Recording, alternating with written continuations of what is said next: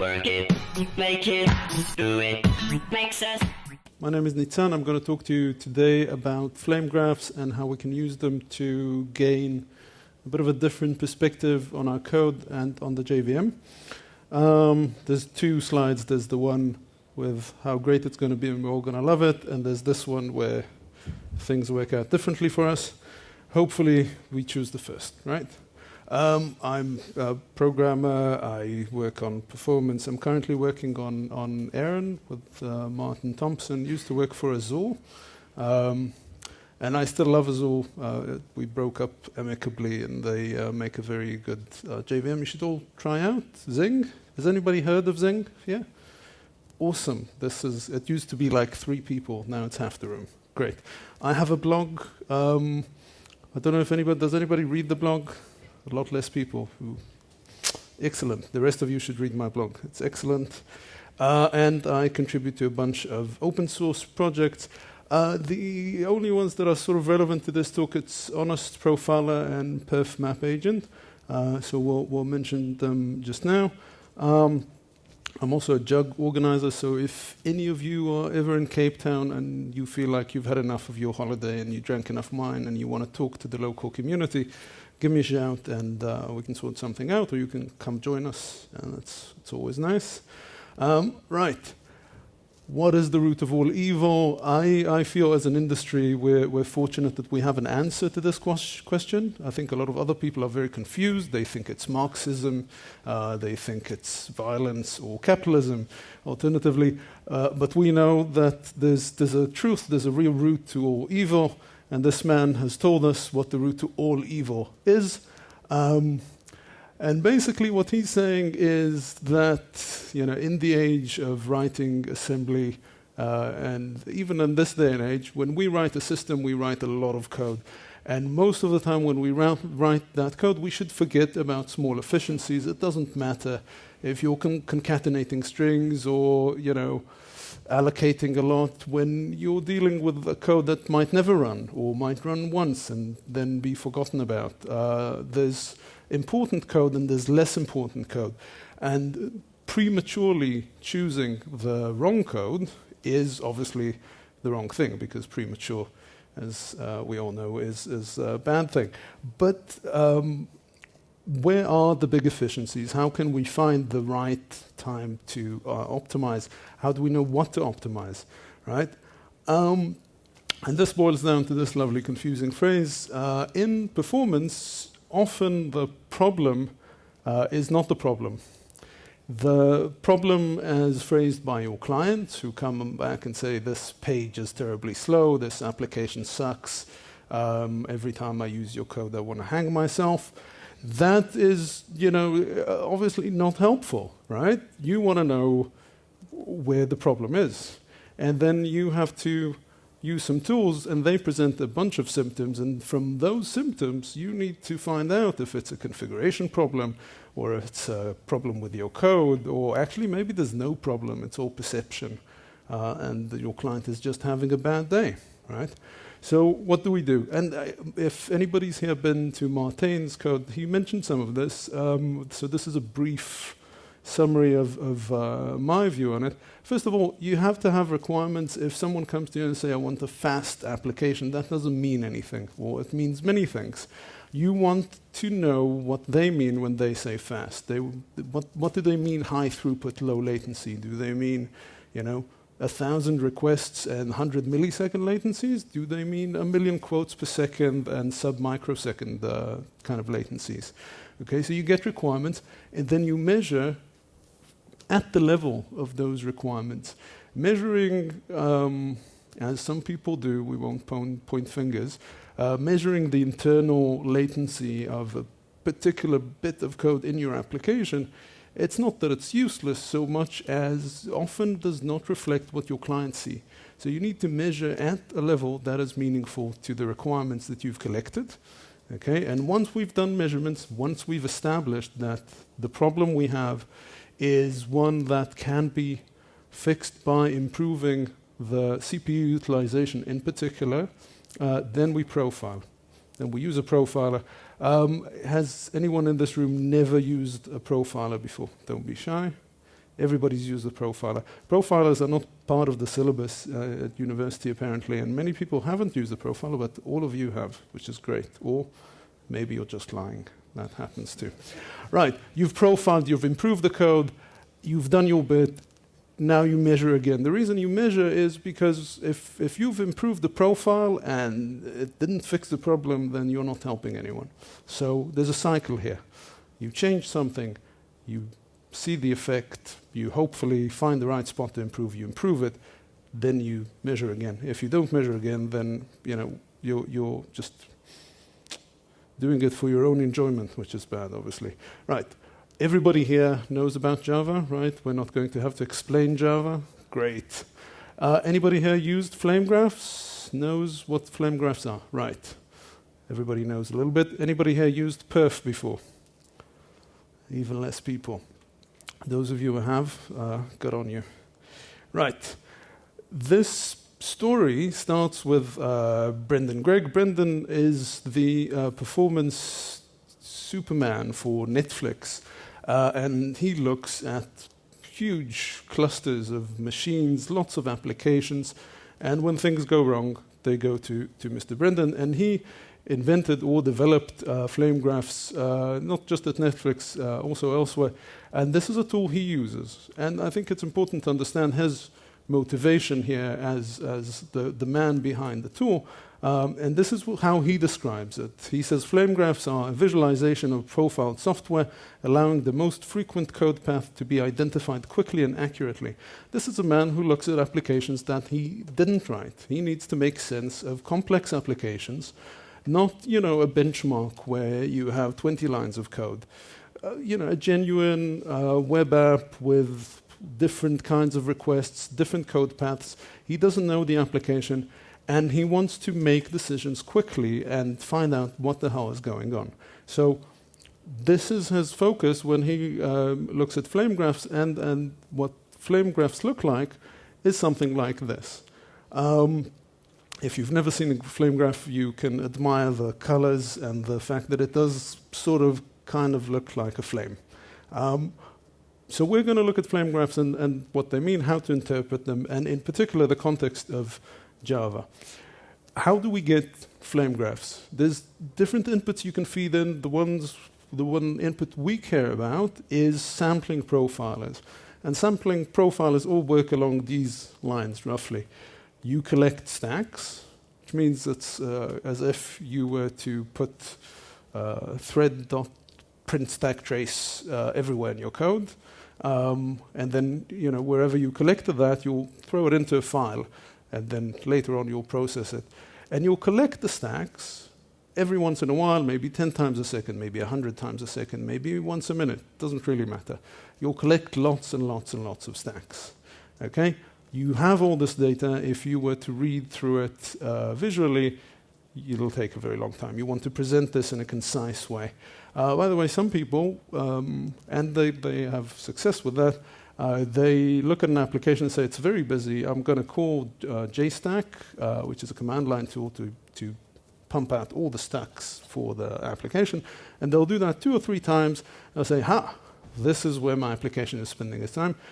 Sometimes you're right, and sometimes 3 samples are really not enough. So it's for sort of broad observations, it can work out. I wouldn't recommend it as common practice. Okay, how do we present the data? The data is presented in one of 3 ways. There's probably other presentations, but 3 is a nice number for everybody to think about. There's a flat view, which is usually the list of hot methods in your application. So you see a list of methods.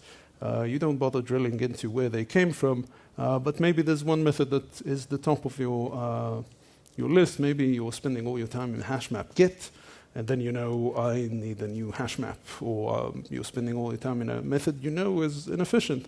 And then you go and optimize that method. Often that list is lacking in context, because spending all your time in hashmap get doesn't mean there's one call to hashmap get that is the problem.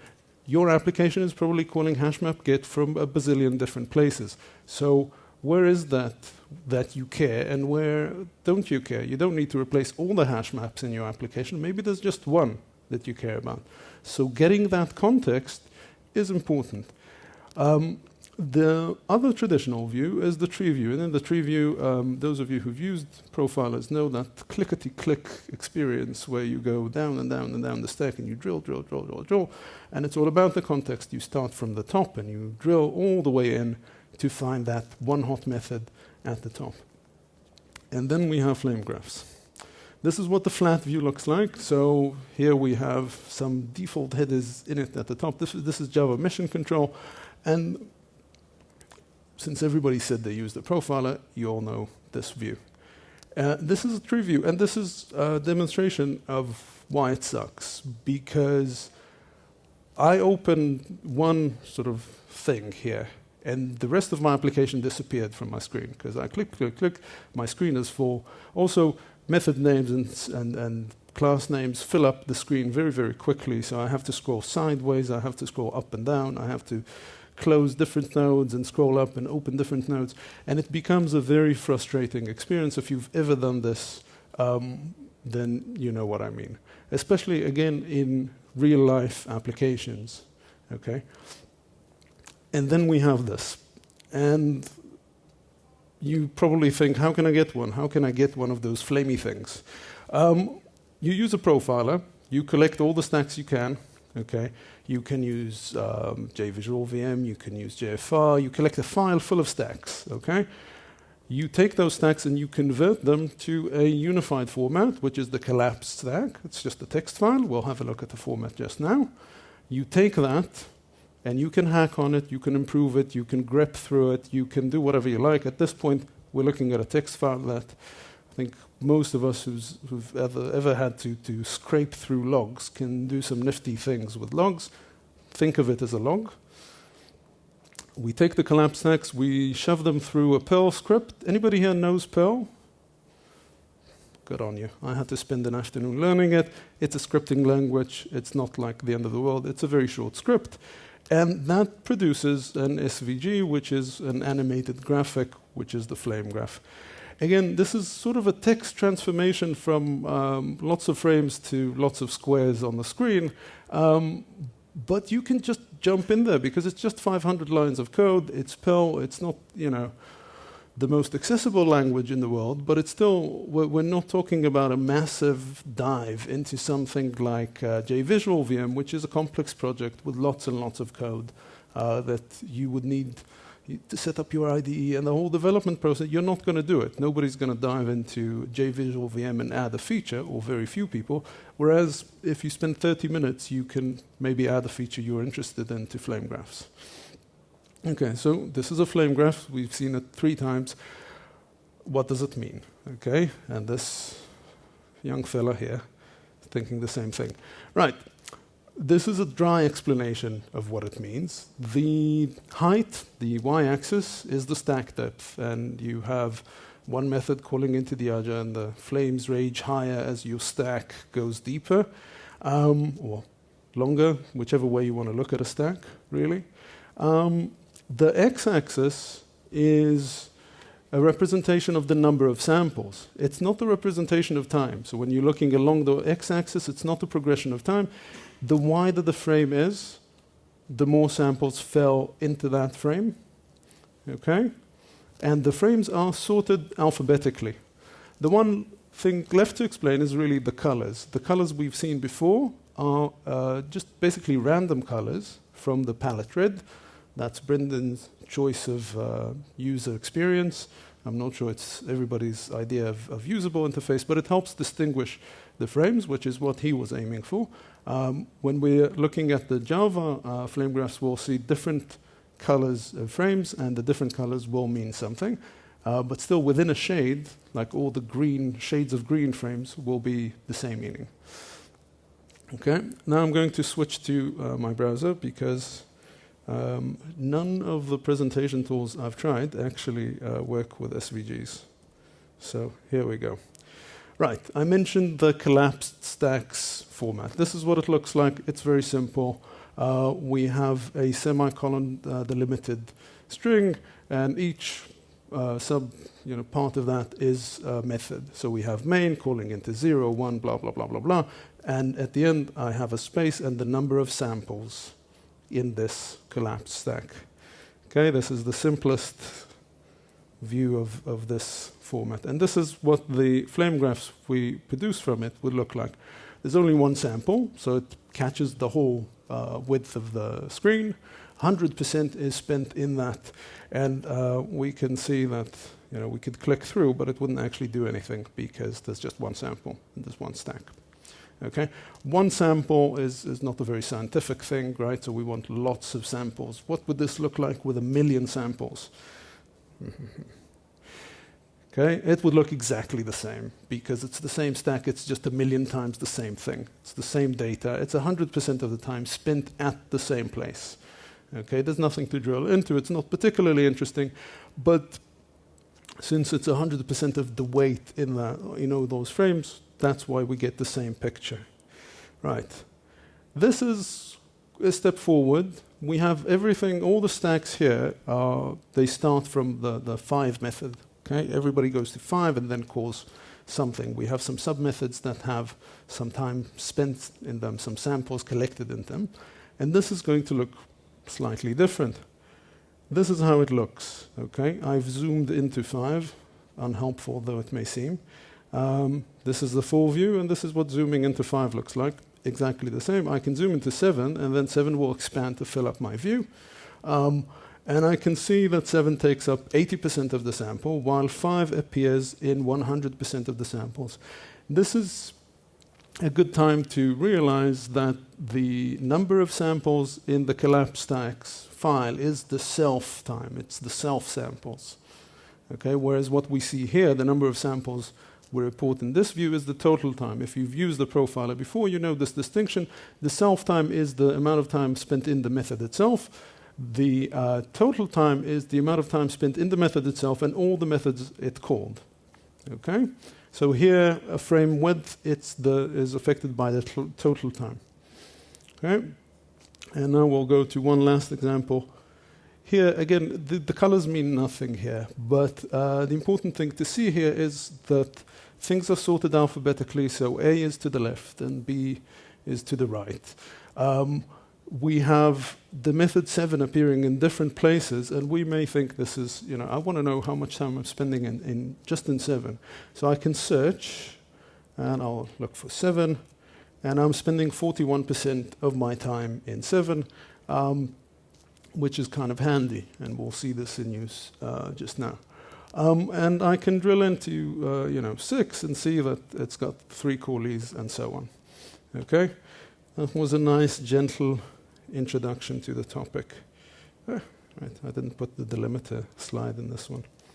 We'll get to the delimiter slide just now. Okay, right. So we know all about flame graphs. What can we feed this presentation method? Well, these are the tools we use for profiling, apparently. This is a survey done by JRebel a couple of years ago. They do a bunch of what are they called? Surveys every once in a while. They publish a nice report. Anybody here used JVisual Okay. Anybody here used any tool on this except for Java Mission Control? Okay. Anybody's used Java Mission Control? Fewer people. Java Mission Control has been with us for a bit, and it's worth trying out. It's been with us since Java 7 and a bit. And it's definitely a better class of profiler than JVisual. It's misleading here because all the profilers, I don't know about the custom in-house tools, but I'm guessing, except for Java Mission Control, are using the same API. And all of them fall under this category. We'll rush through because I can't spend the whole time talking about safe points. Who here knows what a safe point is? Right. Safe points are places, thrown around your code where the JVM can stop and safely collect the garbage, safely inject new code, safely do all sorts of things, deflate monitors, all kinds of things happen in a safe point. And the JVM can't just stop your code wherever it is and do its thing. It has to ask your code to voluntarily stop. So your code has lots of little safe point pause. And because we wouldn't want to spend all our time doing safe point pause, they are few and far between. So if I'm only sampling at a save point, I can only see you at a save point, and any code that is between two save points, you're not going to be able to see in this profile. Okay? Now this is pretty bad, often by itself. It doesn't help that every time I sample, I have to have effectively a save point operation, which is a stop the world operation, which means I'm profiling your application when it's not working. I've stopped it. It's no longer working. I'm taking a picture. It's as if I had to take a picture of this room with everybody not blinking. And we'd have to all sit around, wait for everybody to not blink. I'll take the picture, then you can go about your lives. Okay? And the last thing is each sample collects from all the threads. This means this is a stop the world, unbounded operation. And I say unbounded because the more threads you have, the longer it's going to take. The deeper your stacks, the longer it's going to take. Multiply those two factors. And it's all your threads. The threads you started and blocked, your thread pool with 100 threads in it, you're going to go through those 100 threads every time and collect all of these samples. But hey, it works on every JVM because it's part of the JVM TI, it's part of your guaranteed API for every JVM, and it's been there forever. So all the commercial tools use this because it's the lowest common denominator. You can produce FlameGraphs from this data. I wouldn't necessarily recommend it, but sometimes that's what you have and that's what you can use. Okay. Next level up is Honest Profiler and Java Mission Control. They both use a very similar internal API that allows you to sample the stack at an interrupt. You basically interrupt the thread wherever it is, and you collect the stack. This is great because you don't have the save point bias issue, but there are certain places where your collection would fail using this API. And there's, in particular, a lot of runtime stubs that you can't see using this tool, and we'll see what we're missing out in a bit. But all of these are also blind to GC threads, because we're only caring about the Java profile here, or any compiler threads, native threads, etc. These work. So you can have Honest Profiler work from Java 6, you can have Java Mission Control since Java 7, and you can generate FlameGraphs from this data. Again, if this is where you are, this is what you can do. It's actually a better place to be than with just the JVisual VM family. Okay, so Java profilers work most of the time. When I say they work most of the time, it sounds pessimistic. We've used these tools for ages. They do work. They do highlight some hotspots, and they do help us find places in our code that can be improved.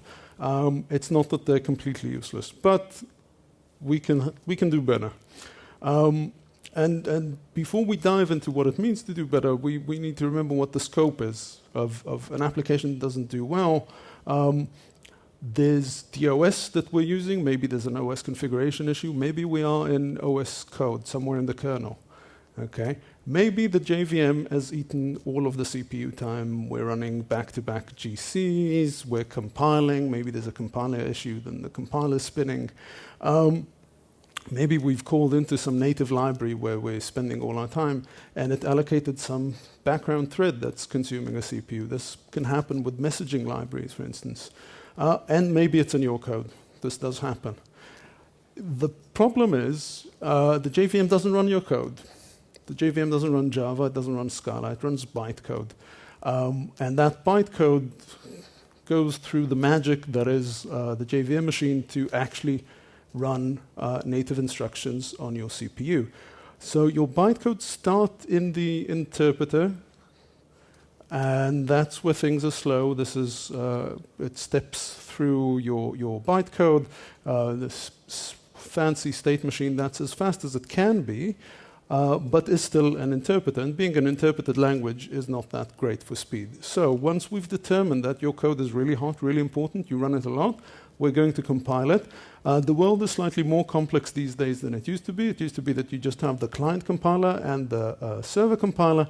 Now you have tiered compilation, so you have code going from different levels of compilation. But once it's been compiled, it's native code, it's assembly, and it is far more efficient than it can be in the interpreter. And finally, we have inlined compiled code. Once we hit inlining, things get a bit mushy in the real world, because if you have a method that calls 3 other methods, and now I've compiled all of them into one, what's called a code blob, which is an amalgamation of all this code, and I've reordered it to be efficient, it's kind of hard to say which method is which. So when we're profiling inline code, we can have quite a lot of inaccuracy, and there's really no great way to fix that, but it's worthwhile being aware of these limitations. And failure to inline code is also a big thing. So it would be good to know about inline and to see which code is inline and which isn't. Enter perf, the Linux profiler. Perf is a system profiler. It can see user code, it can see kernel code, it can see everything. And it's truly a multi-tool of many, many, many uses. It's a standard tool. It's not installed by default on every machine you will ever encounter, but it's a reasonable request to ask your ops person to install it. It's not beyond the wits of anyone. And it's a safe tool. It's considered a reasonable tool to have. Okay? And it now works with Java. It didn't used to work with Java. If you look up on Stack Overflow, say, I want to make perf work with Java, they say, oh, well, it's really complicated. It's not complicated anymore. Okay. To make perf work with Java, a lot of people contributed. I contributed a tiny bit. But the big contribution here was 2 main forces. There's perf-map-agent, which was developed by Johannes Rudolph. And Brendan Gregg has poked the OpenJDK people until they decided to allow us to walk the stack in a native profiler. So they've implemented a feature that's been around for C for many years, which is keeping the frame pointer around so you can walk the stack. So the OpenJDK took his patch, productized it, and I've contributed a tiny bit to perf-map-agent to make it deal with inlining, and TJake made that visualization work in FlameGraphs, and now we can have Java FlameGraphs with perf. To make this work, there's a long list of requirements, but basically you need Linux, you need a recent JDK, you need to enable some options. Only the PreserveFramePointer is really required, and you will need some permissions to profile to use perf. You'll need perf installed and so on. There's a blog post there to help you make this work. And there's a bunch of them, actually. It's quite straightforward. Okay, what do we get for all of this effort? Okay, we can see Java, we can see native, we can see the kernel. Perf, like I said, is a multi-tool. We'll only be looking at cycle kind of profiles, but you can use it to look at page faults, at cache misses, at anything really you can suck out of the counters available to you. It's low overhead, doesn't have a save point bias. What do we lose? We lose a register, and we have increased call overhead. So when we call methods, we will now have to have some prefix, postfix to manage that register. Shouldn't make a difference if your methods are reasonable, but if you've got like 1,000 method stack deep of all tiny, tiny methods that you climb up and down manically, you're going to see an issue.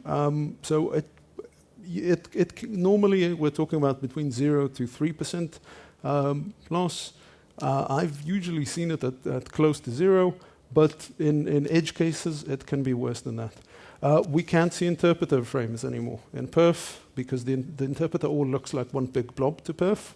And we get broken stacks. And they might be fine with Java, and they might not show up at all in Java, but it's a reality. And as the tool evolves, it'll probably improve on that. We have limited stack depth on all the perfs on newer Linux kernels, which not everybody has. You can have a larger stack depth. Okay. Finally, we have a lot of information, and we have a lot of new information. And in the 20 minutes remaining, we will try and understand what is that information. Yay. Okay. Now, Now the fun begins. Okay, what is this? This is a lot of Java code, and we see Can people read this font, or do I need to zoom in further? Can people at the back read this? Yes? No? Okay. Is this better? Okay, cool. Lovely. Stop complaining. Right. This is what the profile would look like if we were using an async call trace client profiler. The main point here is that we can now see inlining. What do I mean we can see inlining? So we need to understand the color scheme here. These yellowy, mustardy kind of things, these are C++ calls. The red ones are native. So the interpreter is a bunch of unknown frames here. The green ones are real frames. They're actual code blobs, they're actual methods on the stack. The teal, bluish kind of frames are completely a figment of our imagination. They are inlined methods. So this method and this method have basically disappeared so that we can call this method. Okay? And we can now see some interesting things, even without the extra data that we will get to in a minute. We can see, for instance, that this method looks like it's got a lot of self-time, and we can see that it's inlined already quite a few methods. So, for instance, it's inlined char@. If you ever use char@, it's a good thing that it gets inlined, because if it didn't get inlined, you would have to reload the string array, char array, every time you called it. But because it gets inlined, it means your char array can be hoisted out of the presumed loop that it's in, and so on. So this is great that we can see inlining, but how is that helpful? Right? If we look at this method, sorry, I'm going to zoom out just for a second here. Right. We can see that this method got inlined into this method, okay? But the callees didn't get inlined. Now, this is a hot method, obviously. Why didn't we inline the callees? And what we can see here is that there's this write method, and there's this write method, which is another type adapter, and there's this write method. So we have 3 different types here, all implementing the same method, write. In Java, where you have wherever you have a method call, it's a virtual method call. All the method calls in Java are virtual. And this used to be like a big hackling point for C++ developers and C developers, because virtual method calls are bad. Now the JVM goes to great lengths to convert all the virtual method calls into static call sites. So we know who we're calling. Once we know who we're calling, we can inline them. We can do that through interfaces, and we can do that through just normal class code calls. Even if the class isn't final or the method isn't final, maybe the compiler knows there's no other implementations of that method and can then inline it. And inlining is really a great improvement, because once we've inlined, we can mangle the code and eliminate most of it maybe, or just optimize around it in ways that we can't do if we have to actually call into that code. So it didn't happen here. My guess would be because we have 3 different types implementing the same method. They're all getting called. And that means the call site is what we call megamorphic, mega as in lots. If it was monomorphic, it would get inlined. If it was bimorphic, it would have a little if, and it would still get inlined. But in the JVM case, it's a case of 1, 2, many lots. So 2 will get inlined, 3 no. There's now an extension for Zing where it does inline the 3 case, but there's some arbitrary sort of point at which inlining would stop. Now, maybe there's an optimization sort of opportunity here, maybe there isn't. It's kind of hard to say, but hey, at least we have some new information. And if we were to look at this profile and this was all we had, we would probably think, okay, this JSON write a string method is going to need some work. I'm going to have a look at that and see if I can improve my code. Now, that would be stupid. Okay, let's not do that. Okay, let's look at what we're missing when we're using the async get call trace profilers. And this is the slightly wider picture, because now we can see runtime stubs. And runtime stubs are a funny thing. Runtime stubs are generated code. They're native code that we call into from Java, but we don't know that we're doing it. When you're calling system array copy, you'll end up in a runtime stub. But also when you're calling system index, string index, or a lot of the string methods get inlined into some sort of runtime stubs. Some of the zip methods get inlined. There's a lot of places in the JDK where the team went to a lot of effort to optimize. Obviously, this is a hotspot that used to be a problem. Ironically, once it has been improved, it also became invisible to anybody profiling a Java application, so they can no longer see it. And one of the things we can see, and we should see, is array copies. So if we look at this code that is all about strings, allocating strings and concatenating them and forming JSONs, because JSONs are all the rage, right? And we look for array copy, now that we can see it, we'll see here at the bottom that it's 17% of the profile that we've been missing. That's 17% that's been swept under the rug that you couldn't see before. And it is phenomenal that you couldn't see them, because array copies are a huge thing. If you look at any optimization manual, the Intel optimization manual, like there's a short essay on the topic of array copies and memset. Any compiler optimizes heavily for memcopy and memset. You should see them, otherwise they wouldn't be important. If your code never did that, why would people invest their time in improving it? Your code is doing it. You just can't see it. So try this new tool. You can see it now. Okay. Another thing we couldn't see before is this little friend here. This is the same bit of code we were looking at before. I've gone back to like really, really tiny font for you. I'm really sorry.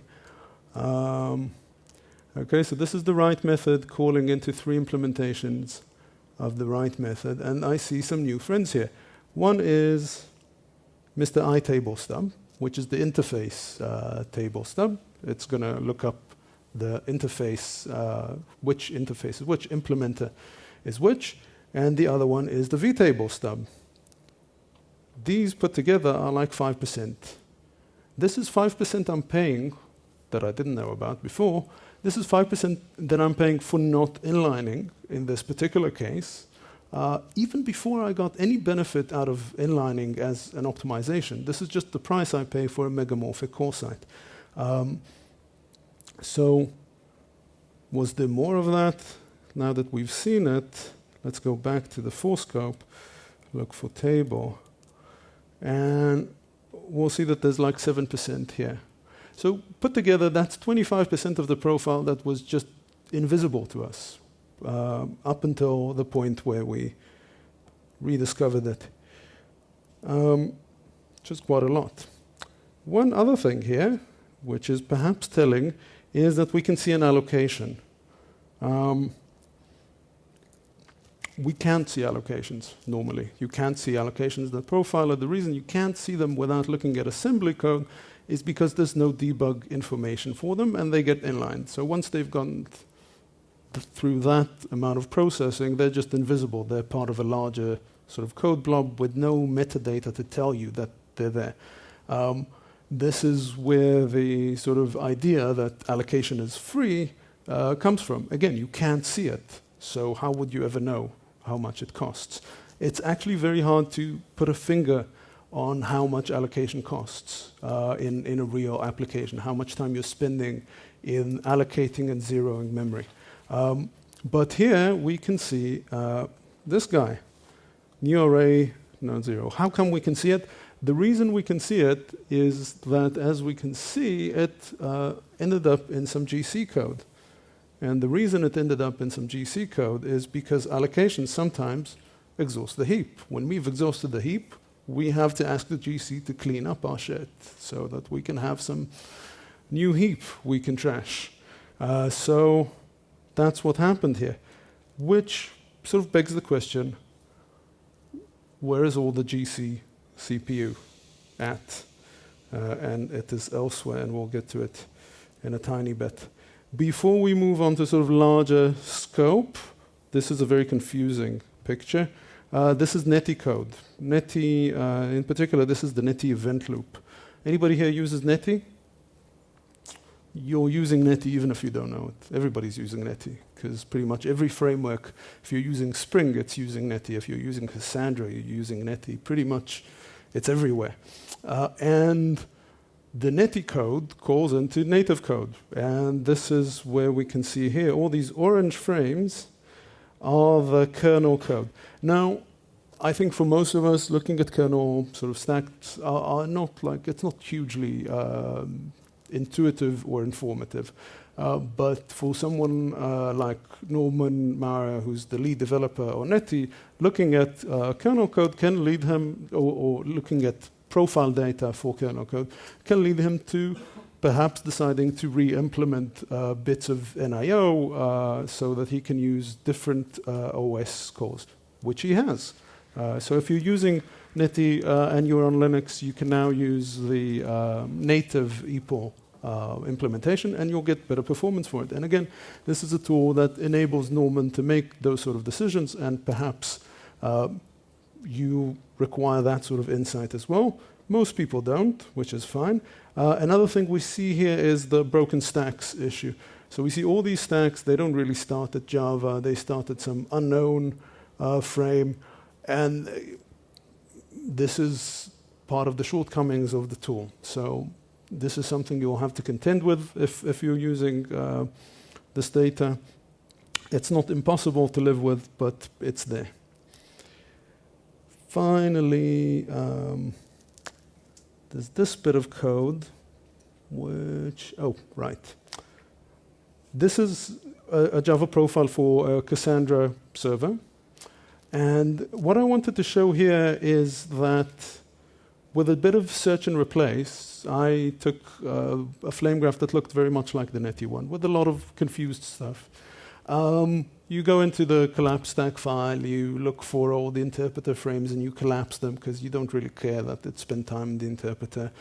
You bunch together all the broken stacks and you put them in one place, etc., etc. And you end up with something that is a lot more usable. And in particular, you can see here a familiar friend to those of us who use profilers, which is unsafe park.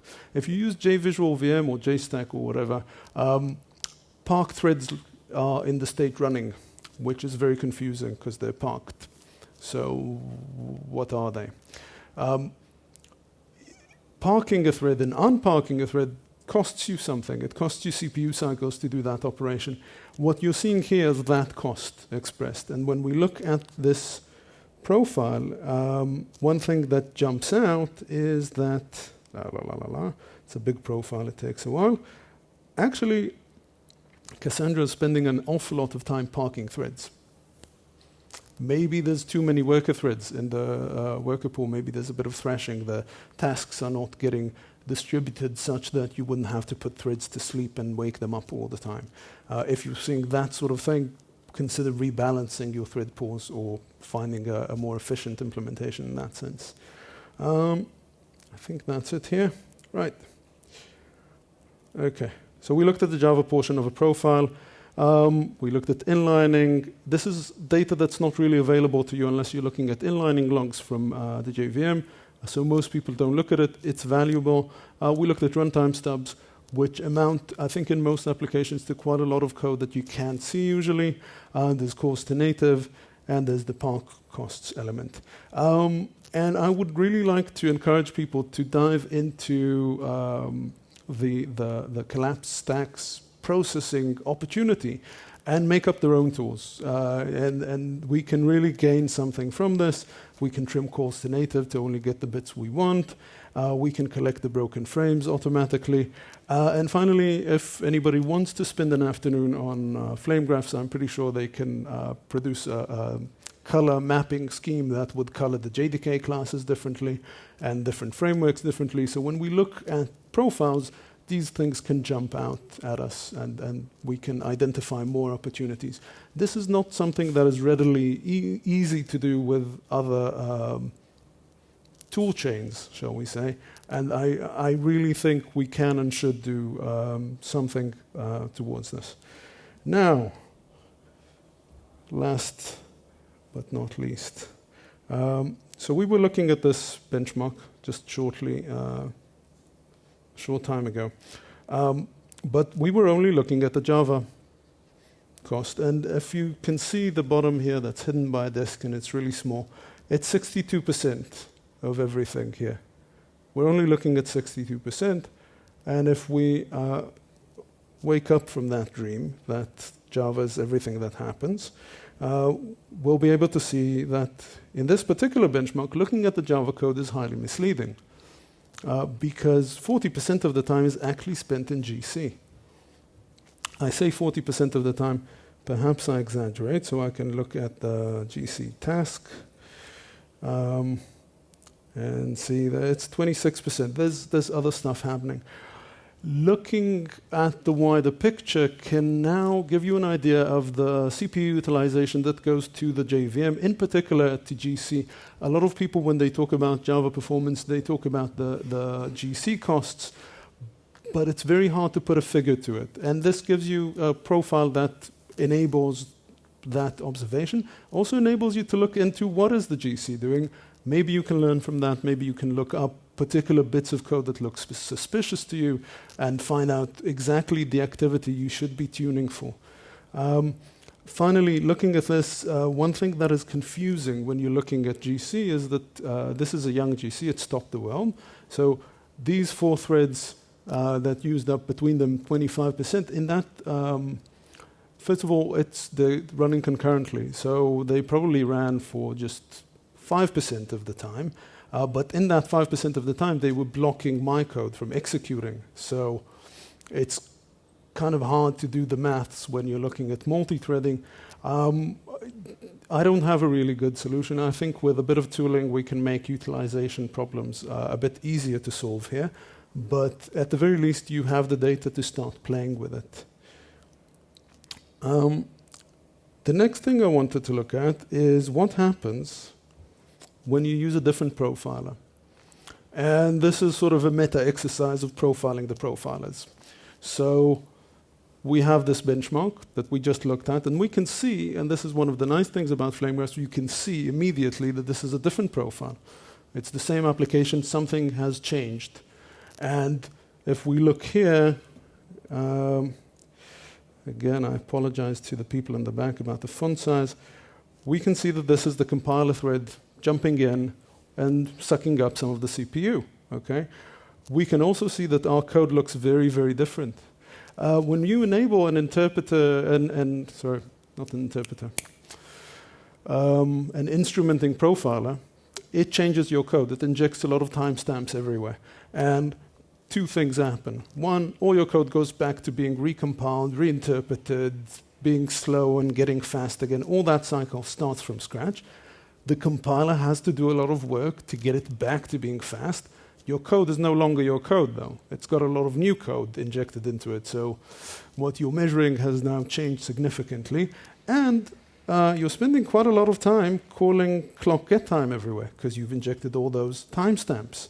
So instead of running your code, you're now paying a significant percentage to just measuring it. It's a classic management problem between actually doing any work and reporting the work that you've done. And it's just a machine example of it. So this is what happens when you use the instrumenting profiler. And this is what happens when you profile with JVisual. Again, this profile looks different. One of the things that it's perhaps hard to perceive, but if you have a good sort of visual memory, you will note that this hump on the right, it looks very similar to the benchmark we were seeing before. The code hasn't changed. Its shape hasn't changed. But it's getting a lot less CPU. It's getting a lot less samples. Collecting the stacks doesn't actually take that much time. If we dig in and find that method call, we'll see that it's marginal. But it stops your code every time it happens. So this is what we're seeing here.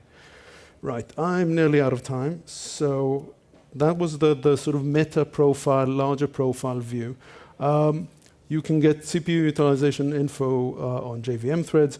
You can get an idea of what's happening internally in the JVM without resorting to looking in sort of obscure other logs without the context of where does this fit with my application.